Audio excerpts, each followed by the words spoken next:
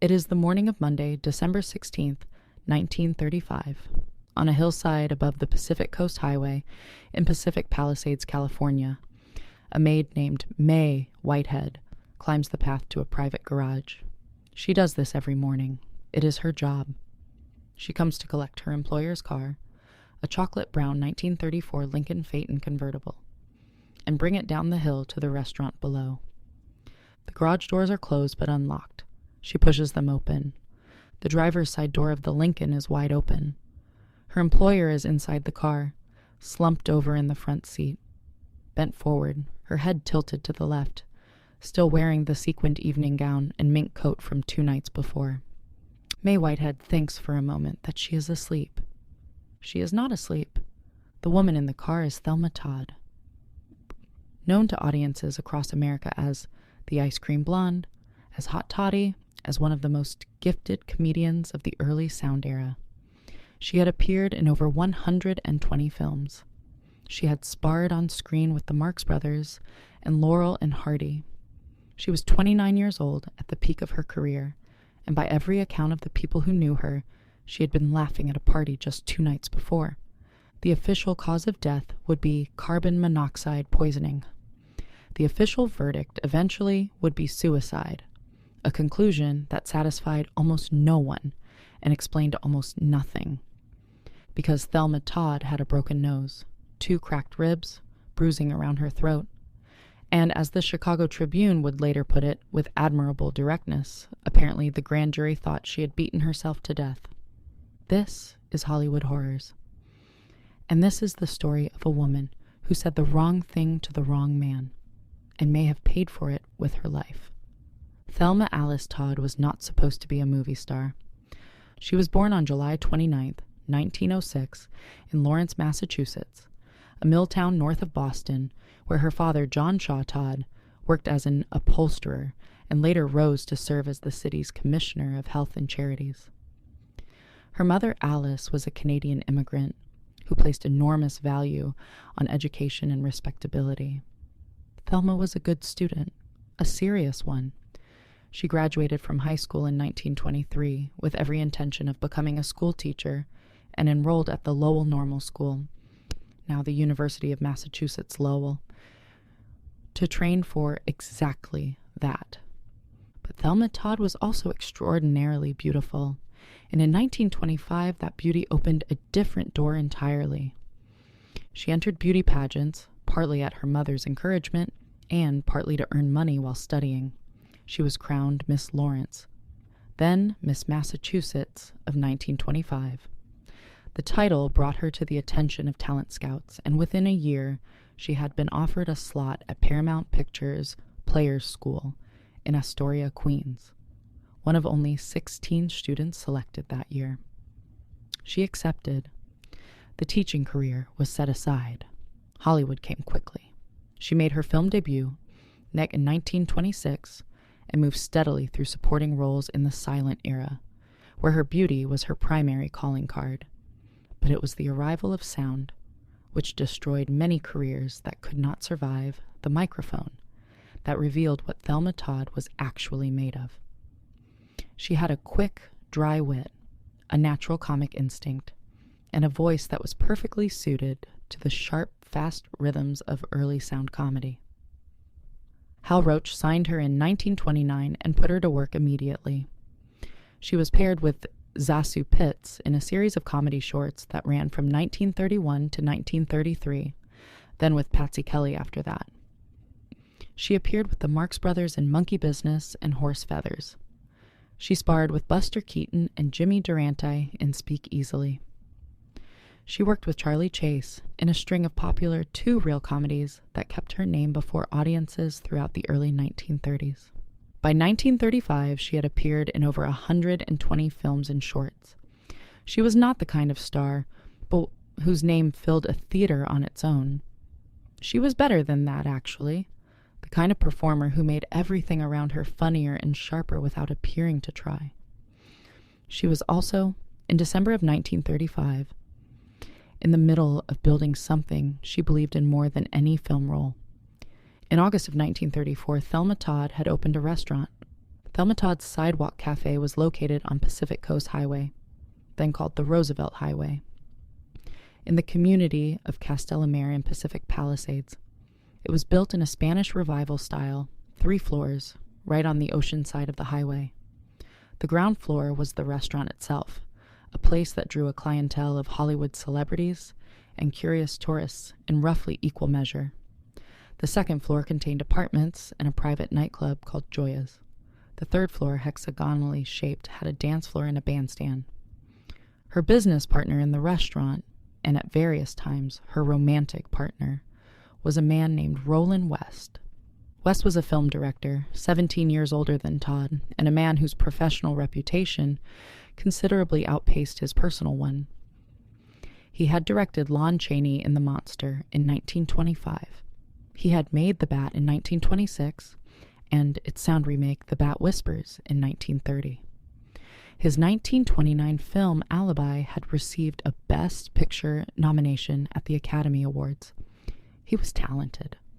He was also, by every account of everyone who knew him, jealous, controlling, possessive, and quick to anger.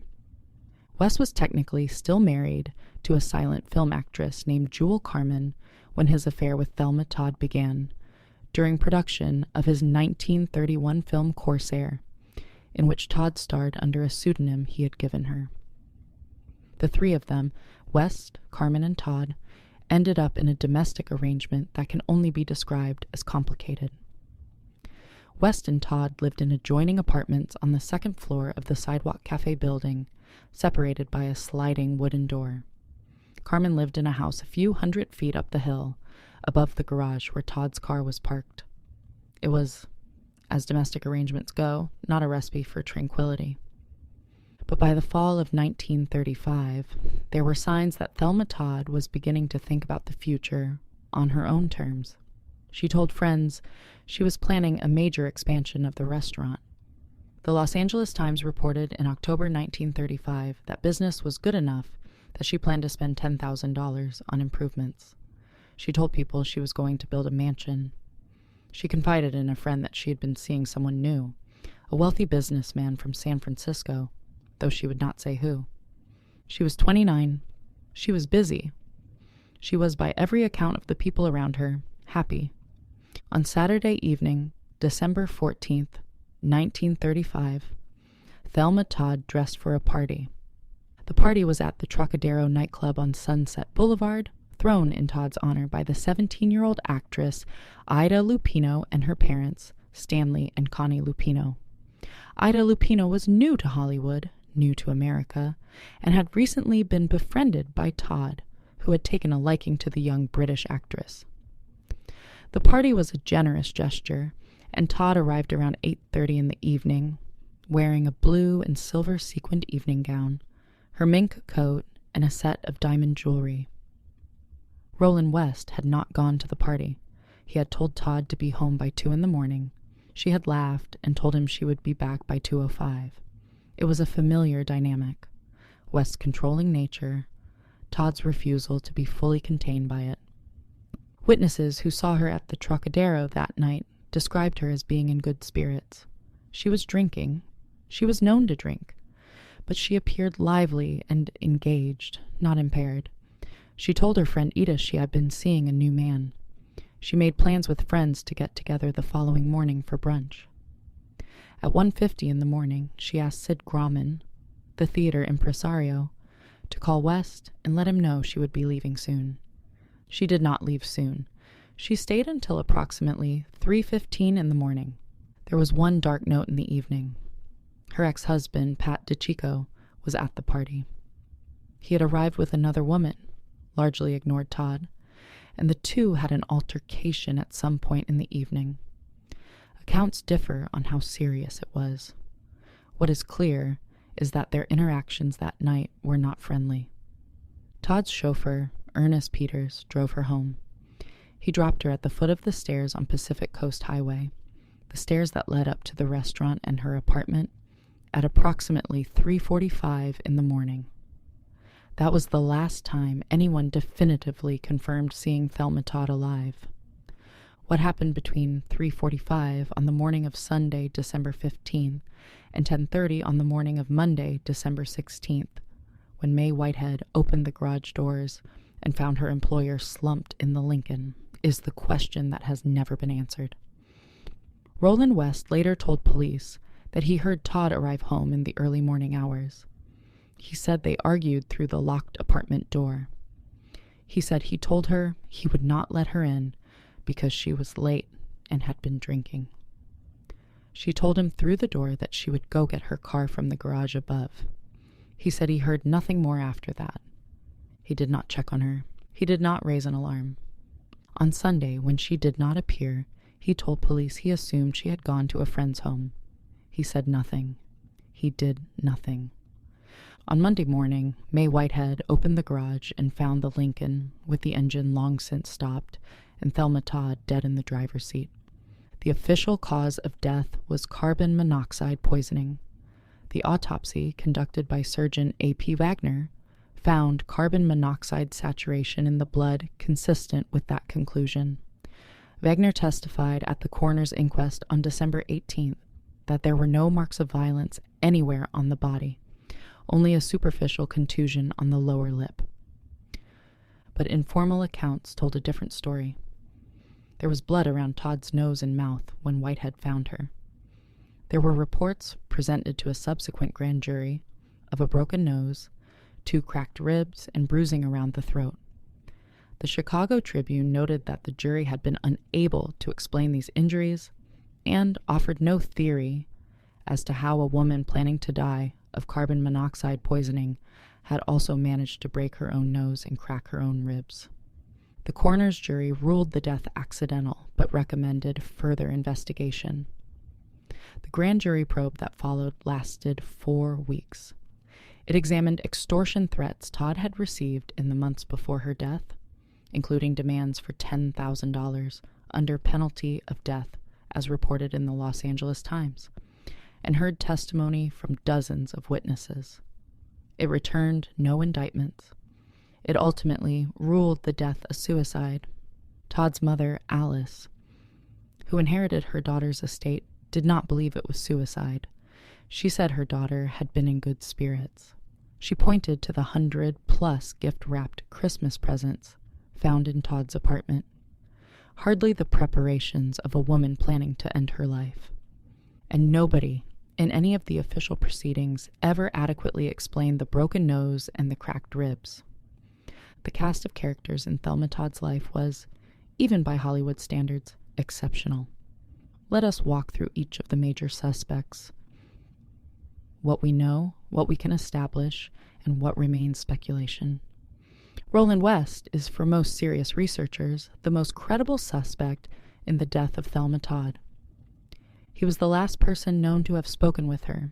He lived in the apartment directly adjacent to hers. The garage where she died was part of the property owned by his estranged wife, Jewel Carmen. He had a documented history of jealousy and controlling behavior. He had told Todd that night he would not let her in, and by his own account, he heard her say she was going to get her car, and did nothing more. West was, in the days following the discovery of Todd's body, visibly shattered. He was photographed weeping over her. He cooperated with the grand jury investigation. He was never charged. But the story that has attached itself to Roland West, and that refuses to go away, is the account passed along by actor Chester Morris. Morris was one of West's closest friends. He had starred in West's 1929 film Alibi, and remained close to the director until West's death in 1952. In the years after West died, Morris reportedly told associates, and later accounts filtered into print, that West had made a deathbed confession. According to this account, West told Morris that on the night of December 14th into the 15th, he and Todd argued through the locked apartment door. When she said she would go to the garage and take her car to another friend's home, he followed her. He found her in the garage with the engine running, warming herself in the cold December night, and he closed the garage door. He bolted it from the outside. Not to kill her, West reportedly said. to teach her a lesson, to stop her from driving off to another man. He planned to go back down in a little while and let her out. He went back to his apartment instead. He went to sleep. In the morning, he went back to the garage and found her dead. He told Hal Roach, Todd's longtime producer and one of Hollywood's most powerful men, what had happened. Roach, who had lived through the Fatty Arbuckle scandal and understood exactly what another Hollywood catastrophe would cost the industry, allegedly advised West to stay silent. The next day, Todd's death was ruled a suicide. West never worked in Hollywood again. He withdrew into what contemporaries described as near total seclusion. He suffered a stroke and a nervous breakdown in his final years. He died in Santa Monica in 1952. Chester Morris died in 1971, taking the details of whatever West told him, if West told him anything, to his own grave. This account is compelling. It is also, it must be said, secondhand at best. West's alleged confession to Morris was relayed by people who were themselves reporting what Morris had told them. The original source cannot be verified. No contemporaneous documentation supports it, but West's behavior after the death, the silence, the withdrawal, the apparent guilt that consumed the rest of his life, is consistent with a man carrying something he could not put down. Thelma Todd had married Pat DeCicco in 1932. It was a bad marriage, almost from the start. DeCicco was a movie producer and talent agent, handsome, charming in social settings, and, behind closed doors, violent. He beat Todd with regularity. Their drunken brawls became notorious enough that they landed her in the hospital on at least one occasion. She divorced him in 1934 and changed her will to leave him exactly $1. DeCicco was also, by multiple accounts, connected to organized crime. He was widely understood to be an associate and possibly an enforcer for the mob. It was through DeCicco that Thelma Todd had reportedly come into contact with the figure whose name would come to dominate the mythology surrounding her death, Charles Lucky Luciano. DeCicco had arrived at the Trocadero party on the night Todd died with another woman. The two had fought. He was one of the last people known to have been in her company that night. He went on to marry Gloria Vanderbilt in 1941. Vanderbilt later wrote in her autobiography that DeCicco had been physically abusive to her as well, a pattern consistent with his treatment of Todd. Vanderbilt also noted in that book allegations that DeCicco had been involved in Todd's death. No evidence ever connected DeCicco directly to the night of Todd's death, beyond the altercation at the party. He was never charged. And then there is Lucky Luciano. Charles Lucky Luciano was, in 1935, one of the most powerful organized crime figures in America. He had restructured the New York mob. He was expanding his interests into Los Angeles. And according to the most sensational and widely repeated version of this story, he wanted Thelma Todd's restaurant. The theory, as popularized in Andy Edmonds' 1989 book Hot Toddy and the 1991 television film it inspired, goes like this. Luciano wanted to use the upper floors of the Sidewalk Cafe as an illegal gambling den. He would draw in wealthy Hollywood celebrities, get them drunk, and extract money from them through a combination of gambling losses and blackmail. When Todd refused to allow it, he reportedly told her, in the version that has circulated for decades, that she could give him the restaurant over her dead body, to which he allegedly replied, "That can be arranged." She was dead within the week. After her death, Luciano abruptly left Los Angeles and never returned. This is, by any measure, a compelling narrative. It has the virtue of a clear motive, a documented villain, and a chilling exchange of words. It has been repeated so many times and in so many places that it has achieved the status of established fact in popular accounts of the case. The problem is that serious researchers have found very little to substantiate it. PBS SoCal, drawing on careful historical review, noted that there is no proof Luciano and Todd ever even met.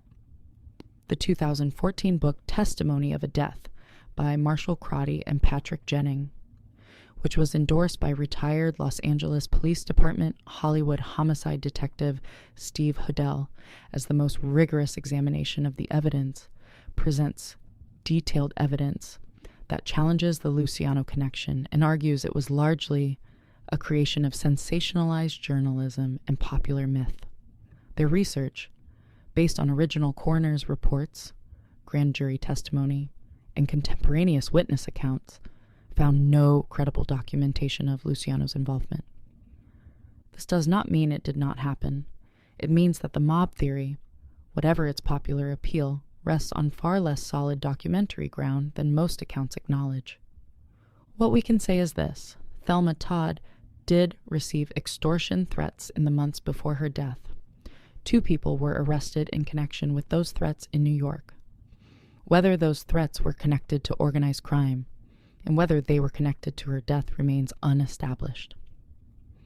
West's estranged wife, Jewel Carmen, has received less attention than the other suspects, but should not be dismissed entirely.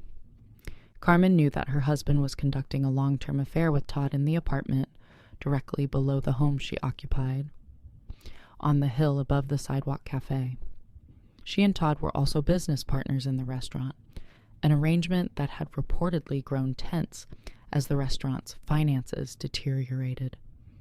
There were accounts that Carmen had threatened Todd as the Sidewalk Cafe's losses mounted. There were accounts that Carmen was angry about both the affair and the financial drain. She had opportunity. She was on the property. Carmen was questioned as part of the investigation. She was not charged. The evidence against her, such as it was, never rose above the level of motive and proximity. Beyond the suspects themselves, the Thelma Todd case presents a series of physical facts that the official rulings never adequately addressed. Let us consider them directly. First, the injuries. The autopsy surgeon testified at the coroner's inquest that there were no marks of violence on the body, but the grand jury subsequently heard testimony about a broken nose, 2 cracked ribs, and bruising around the throat. Injuries inconsistent with simply falling asleep in a car and dying of carbon monoxide poisoning. What caused these injuries? Were they sustained before death or after? The record does not provide a clear answer. Second, the blood alcohol level.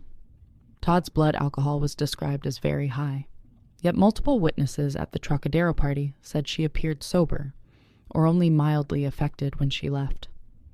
A very high blood alcohol level, combined with witnesses describing her as functional, raises questions about when that alcohol entered her system, before or after she arrived at the garage. Third, the stairs. The garage where Todd died was 270 steps up a steep hillside from the restaurant and her apartment. She had a known heart condition that caused her to send her maid to retrieve the car each morning, rather than climb the hill herself. The idea that she climbed 270 stairs in an evening gown and high heels at 4 a.m, alone and possibly drunk, has always strained credibility. Fourth, the morning of Sunday, December 15th. Some of Todd's friends later claimed to have spoken with her by telephone on Sunday, which would mean she was alive the morning after the party, not already dead in the garage. These claims were never resolved. If accurate, they suggest she died later than the initial timeline indicated. Possibly Sunday night rather than Sunday morning. Fifth, the door. At least one account noted that the entryway to Todd and West's apartment showed signs of forced entry, but was found locked from the inside. This detail, if accurate, has never been explained. Each of these details, taken individually, might be explained away. Together, they compose a picture that does not resolve neatly into accident or suicide, and that has kept the case alive in the public imagination for nearly 90 years. The grand jury investigation into the death of Thelma Todd ran for 4 weeks in early 1936. It called dozens of witnesses.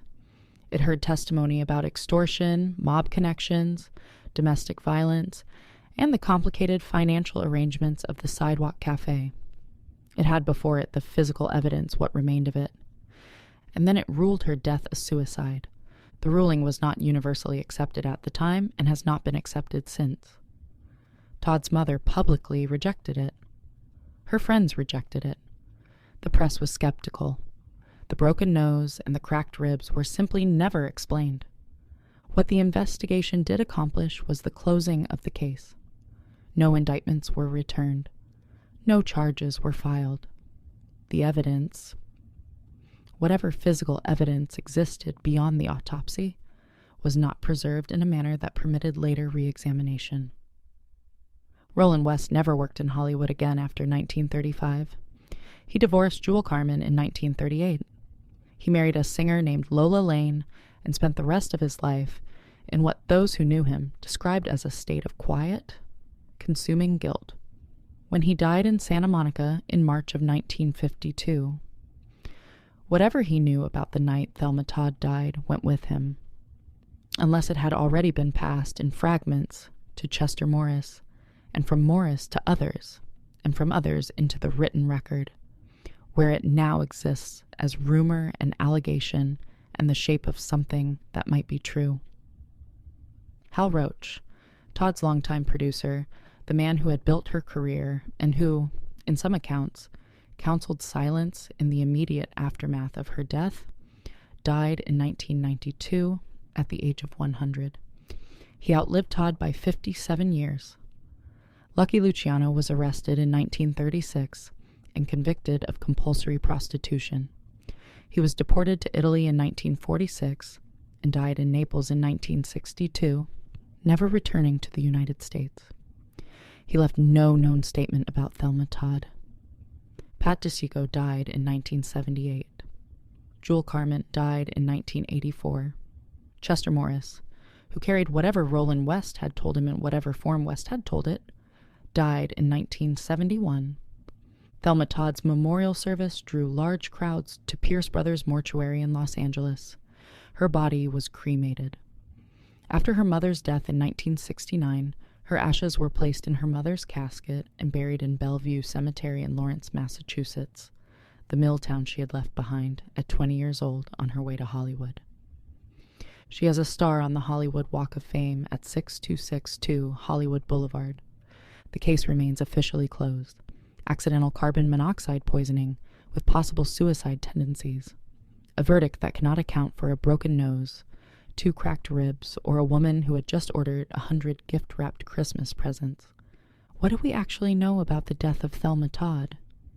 We know she died of carbon monoxide poisoning in a garage above the Pacific Coast Highway on a cold December night in 1935. We know she had injuries that were never explained. We know the man who lived closest to her, who spoke to her last, who knew she had gone to the garage, who did not check on her, never worked again in Hollywood, and spent the remaining 17 years of his life in what looked very much like guilt. We know that the industry that had made Thelma Todd famous was, in 1935, deeply invested in not having another scandal. The Fatty Arbuckle case was still a living memory. The studios had worked hard to establish the Hays Code and represent Hollywood as a place of moral order. Another actress dead under suspicious circumstances was exactly what no one wanted. And so the machinery moved quickly, the case was closed, the questions were filed away. The title of this episode comes from a phrase Thelma Todd reportedly said to a man who wanted to use her restaurant for purposes she refused to sanction. "Over my dead body," she said. Whether that phrase was the final defiant line of a woman murdered for her refusal, or simply a coincidence of language that history has loaded with meaning it was never meant to carry, that too remains unanswered. What is not in doubt is this: Thelma Todd was 29 years old. She was planning her future. She had Christmas presents to wrap and brunch plans with friends, and a restaurant she had built from nothing on the California coast. She did not seem like a woman who was finished. She was found alone in a garage on a Monday morning, in the cold and in her party clothes. And the people who might have known what happened have all, one by one, taken their silence with them. Thank you for listening to Hollywood Horrors. If you found this valuable, please subscribe, leave a review, and share it with someone who loves old Hollywood, true crime, or stories that refuse to rest. We will be back with another story from the dark side of the Dream Factory.